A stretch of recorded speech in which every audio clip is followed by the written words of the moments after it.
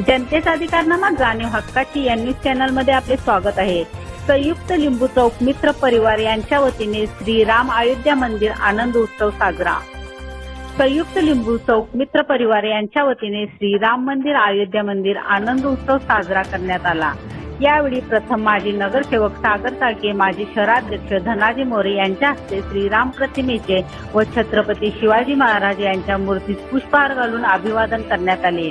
यावेळी चालक मालकचे अध्यक्ष श्री सचिन जाधव, माननीय श्री शहा कोळी, माननीय श्री प्रमोद सूर्यवंशी, युवा नेते चिदानंद कोटगी, युवा नेते निखिल जमाले, दिलीप नंदनवाडे, तेजस कोळी, विष्णू बारटके, सागर टेंभुगडे, उत्तम टेंभुगडे, अनिल कोपर्डे, रामानंदनवाडे आदी नागरिक उपस्थित होते। न्यूज चॅनल प्रतिनिधी श्री सचिन खोंद्रे लागलं होतं ते स्वप्न आज प्रत्यक्षात साकार होतंय।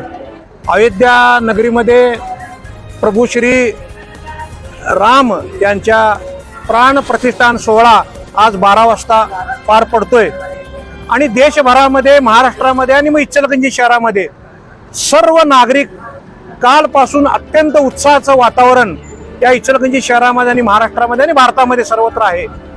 आणि त्या प्राण प्रतिष्ठान सोहळ्याचा एक भाग म्हणून लिंबू चौक परिसरामध्ये आज 12 वाजता या ठिकाणी रामाच्या फोटो पूजन आणि महाराष्ट्राचं आराध्य दैवत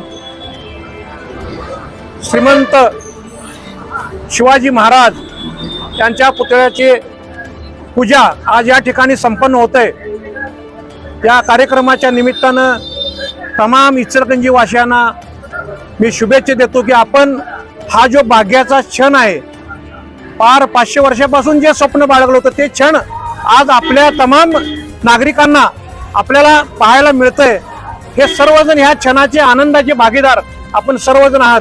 त्यामुळे सर्वांना या निमित्तानं तमाम भारतीयांना मी शुभेच्छा देतो आणि प्राण प्रतिष्ठान सोहळ्यासाठी सर्वांनी उपस्थित राहावं असं नम्र आवाहन करतो। जय जय श्रीराम, जय श्रीराम, जय श्रीराम।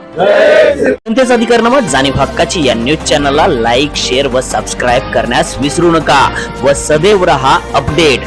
जाहिराती व बातमीसाठी आजच न्यूज चॅनलशी संपर्क साधावा। 80 87 820 897।